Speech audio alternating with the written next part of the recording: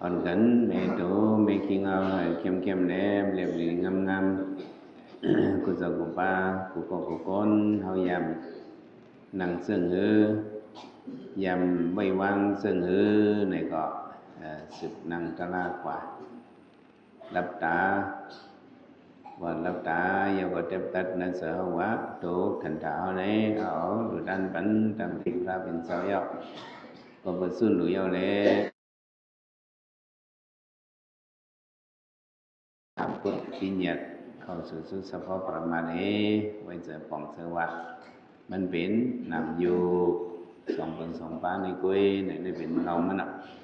อิงปึงนำยุคนี้แหละมาด้วยห่างผางมันนี้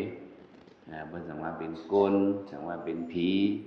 สังว่าเป็นมูมาวัวควายนี่เป็นอิงปึงนำยุคในห้องว่ากิญญาบอกมาจอมพอใครเงาเนี่ยก็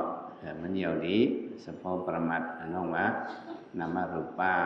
นามยุกเสลยุกนั่นนี่เป็นเงามันนามยุกสองเบิ่งสองป้าในอยู่หลอกอยู่ไรเป็นมากก็ต้มเสือผ้าผ่านผีบงแถวพระหลงผ่านมากก็เสือมีหลองมีตั้งนี่แหละที่ในดันปองดันเป็นมาซึ่งในก็เสือมันจะมีหลองตั้งพรปังอันห้องว่าจงโจสัตว์ก่อนวันหนังเอาเลยเช้าทางฮิตมาผมอยากพิสิงครับผมอยากพิสิงมากุศลเลสังอากุศลเลสังการสนิมสมถะเลสังเนี่ยอะไรมาเป็นโกนมาเป็นสัตว์มาเป็นผีสังนั่นแหละก็เบอร์สิงคาระในสหามของมานั่นแหละยุคหนำเนี่ยมันต้องสืบล้ำตามกันให้เป็นว่าเนื้อสัมสระในเนี่ยที่ได้ฟ้องซะจังไหนยุคนั้นมันเป็นมาจังไหนตั้งว่าตั้งสิ่งเนี่ยก็สัพเพสิงคระในสามันกึมมันเตงเนี่ยยะถาปิญญายะปัสสติลองว่ามันกึมนั่นที่แล้วญาณปิญญาสิแล้วฮู้ซ้อนอันท่านในเป็นตริโสเกอิสัมมะโกวิสุทธิยาเราอย่างในหัวลองว่ามันกึมเป็นรู้อยู่ในเป็นตั้งเส้นเหลียวแต่เดฮอดถึงมาผลนิพพานนั่นเนี่ยเป็นตั้งเส้นเหลียวไปว่าแต่เดฮอดนิพพานนั่นเนี่ยย้อนสู่อมไหลแต่เลยมีวิปัสสนาญาณเนี่ยหันเฉพาะอยู่นำคันธะเป็นรู้ในเป็นตั้งเส้นเหลียวก้อยว่าแต่เดหันในก็มีđang tư cầm tăng nhập tôi lòng mình hút giáp đồใจเป็นดูในก็ดังภาษาเนี่ยมีก็มีดีพุทธภาษาอันเดียวก็นอกพระเป็นเสาเป็นพระมาเลยลองยักกันตะลาเนี่ยจังที่อ่อนกันหูมาย้อนเพราะฉะนั้นสุขว่าในมาเกิดโภคญาศาสนาในมังญาบอลีเมลีและมังยาขอสั่งสอนออนลีพระเป็นเจ้าเนี่ยเขาได้เป็นโกนมามันมีกาขันเห็นน้ำสื่อมันอ่ะสัตมาสวรรค์นำเขาเลยมาถ่อมยินตราสฟูรีเขาเนี่ยในก็เป็นมังกราดีลงงห้ามเปิงหนึ่งเขาเลยถ่อมแล้วก็เขาเลยมีสุดามิยาญาณเขาเลยมีญาณตั้งหูอันถ่อมไว้แล้วหูเอาตัวหลีกตัวไล่แล้วหูเอาตั้งหูนั่นแต่เลยมาดีอันตัวเอาเลยอันถ่อมเอาอันตั้ง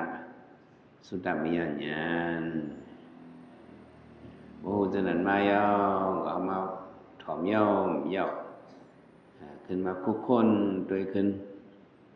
อ๋อจะได้เนาะเป็นเฉพาะยุคหนักไว้ที่อื่นเนี่ยขึ้นว่าป๋องใส่ว่นในป๋องใส่ซ้อมเนี่ยเป็นสิ่งธรรมญาณอย่าง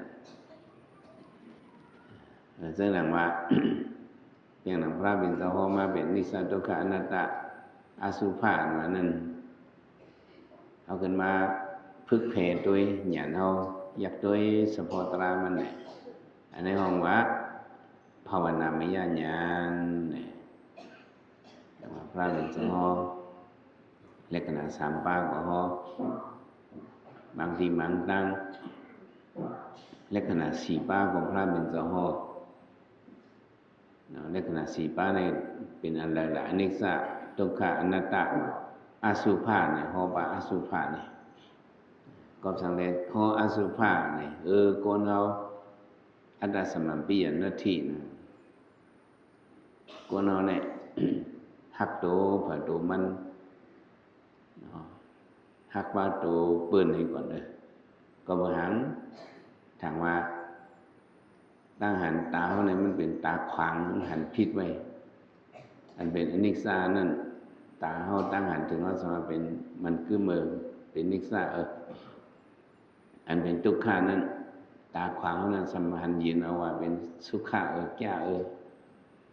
อันเป็นอนัตตานั่นตาเขาตาขวางเขาตั้งหันเนื้อสมาเป็นของเขาอัตตาเขาสอนเช่นไหนอันเป็นอสุภะนั้นหังดิมหังสะหังดีเป็นอันหังสะอันบวยอันหังตาขวางเขานั้นสมาหันไว้หังดีหังเล่าเข้มแก้ในหันผิดไว้อสุภะมันเป็นอันหังอันบวยตัวขันธาเขาบ่ด้วยนองแต่ก็ที่คำว่ามันหังดีหังเล่าพระเป็นสวัสดิ์เป็นอสุภะด้วยอดีตตาเขาก็ออกมาขีตาหัวก็ออกมาขีหูคุณหนังออกมาขีหมกโซ่เขาคอออกมาขีตือขีขาดกีเขียวก็ออกมาขีเขียวมินซื่อจำตัวจำเขียวออกมาขีไข่จำกับเนี่ยดินกับเนี่ยมือเขาลิ้นมาจำก่อนเป็นขีกับเนี่ยดินขีกับเนี่ยมือตัวไหนเนี่ยเป็นตัวเน่าพระเป็นเจ้าแต่ตื้นหอเฉพาะอันหมันมันน่ะผมอัดน้ำบันมันเอง2 วัน 3 วันผมเห็นสมอุดหุดคนว่าผมใส่สมมุติเมียนขึ้นเงาเสือเอาโค้งผมไล่นี่ก็ผมบินบินไข่หมดเนี่ยเป็นอสุภะอันเขาสำถังมาเป็นสุภะเอาโค้งเหมือนนึงเลี้ยงมาขอบันดอกมันเอามูลเอาสังว่าทุกวันมันน้ำหอมมันสังว่ามันอวยมันเขาก็เอาเป็นสุภาพไปเลยพระเป็นเจ้าพ่ออสุภะเนี่ยบอกว่ามันห่างดีมันหลีด้วยมันเข้มแหลบมันเป็นอันดีอิสิอีหังก็มังซื้อวันนี้กรรมฐานอสุภะกรรมฐานเนี่ยเป็นแต่ด้วยคนตายตูเน่าเท่านั้นเฮียอะไรกันด้วยเท่านั้นกันด้วยให้จะหักตัวนันตนาราคะให้จางกว่าให้ใจกว่าตัวเขาก็เลยนั่นด้วยมันคือเนาะมันเป็นทุกข์เดี๋ยวก็มันเป็นอนัตตาเดี๋ยวก็เป็นอสุภะเขาหลุดด้วยตัวห้องก็เพราะมีอสุภะสิญญาเขาสอนเส้นนะเขาแต่ว่าตัวเขาในเข้มเพิ่นได้เข้มตันเก่านะเขาแต่ว่าตัวเขาในเป็นสุภะนี่ก็เป็นตั้งหันพิษไว้อันนึงว่ะยังเป็นไหนพระเป็นสวัสดิ์อันนั้นหันพิษเนี่ยเป็นกบหางกบเขาใส่ใจพิษเนาะเขาใส่ใจพิษอันนั้นใส่ใจพิษนะว่าเป็นเอาใจติ๊กที่ใส่นั่นตั้งอยู่ยังพิษในใส่ว่าถามว่ามันกึมถามว่าซื้อเกี่ยวเป็นเมืองก้นในซื้อเกี่ยวนาถามว่าเส้นไหนทีๆก็มันเป็นตุกหลงสุกหลงร้อนเอาทางว่ามันเป็นของเฮาเนี่ยก็มันเจอไหนบ่ไหลหูพระมันจะให้ก๊อกเป็นติ๊กที่ปวดเป็นมันตาปวดเป็นมันตาเขียวกันเป็นวันนั้นเนาะม่ามกินเยืนก็มันกินในยืนในแห้งหนักเข้าไม่ในม่ามกินเยืนก็มีแห้งนางเฮม่ามที่กินเยืนเนี่ยก็เลยเอามันตาเขียวมาซุปมันมากมาตื้อมันตาเขียวของตัวในโลกาเนี่ยเพิ่งแห้งก็เป็นเพิ่งเขียวกว่าเยื่อแห้งก็เป็นเยื่อเขียวกว่ากินเอาหึงบนหลอกมันหันอันหมันเป็นหันเต้ๆมันหูมันหันอันเท่าก็เหมือนนั่นนะมันตาเขียวติ๊กที่เขาตื้อมาอย่างก็เฉพาะนิสสะเป็นอยู่ที่ตัวเขาเป็นลูกคือเหินตรงตอดนิสันคมงานก้นมวยถอยลงกับหิบติดสลมสันแล้วก็พุทธมาตัวตรามันเฉพาะตราเป็นมาเสน่ห์ เขาสมพุทเป็นหมันตาเขียวมาเป็นเกาอันคืนนี่เป็นเกานี่ได้เป็นเกาสันนี่เป็นเกาตรงตัดนี้สันคมงานก้นบุญนั้นมาเป็นที่เกา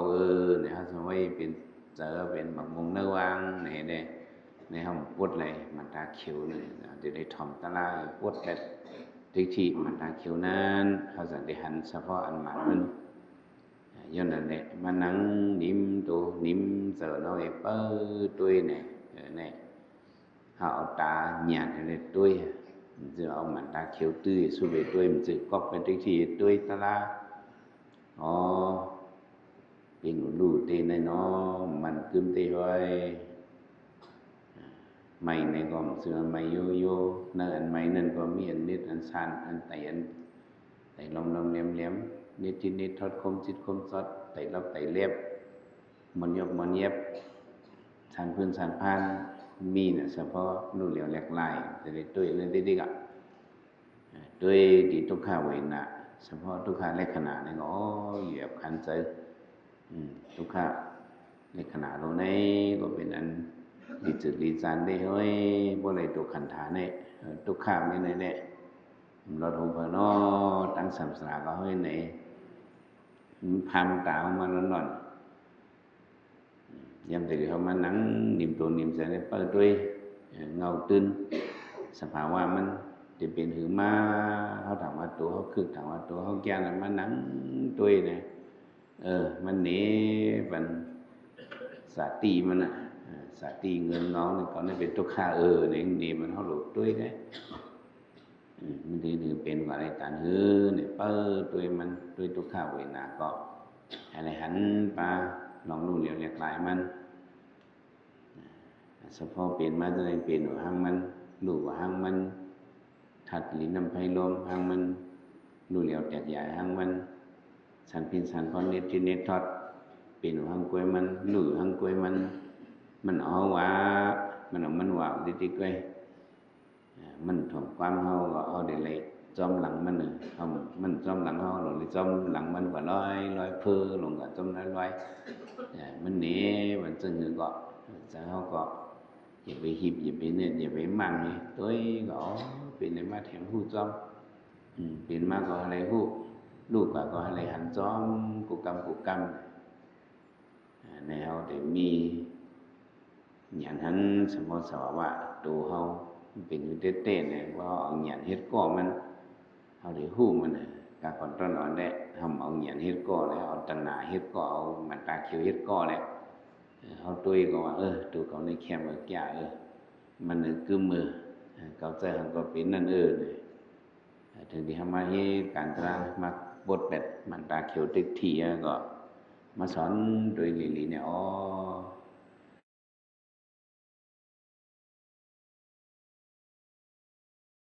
มันเปลี่ยนของมันเป็นเฉพาะอนัตตาเขาถามว่ามันคือมันแคมมันทางดีแล้วนั่นก็มาด้วยถอดด้วยเต้ๆก็เป็นอันตัวอันเนาอันทางอันเวทห้อยบ้องใจลักษณะสีป้าเพราะในยักษ์ตราฝ่าเนี่ยก็เขาพิษเส้นตาสายตังมันเนาะอย่างนั้นเกี่ยวเขาสติเยอะใส่ใจแหละอ่อนกันสืบยับการตราสืบพันธุ์มันกว่าแทนเสกรรม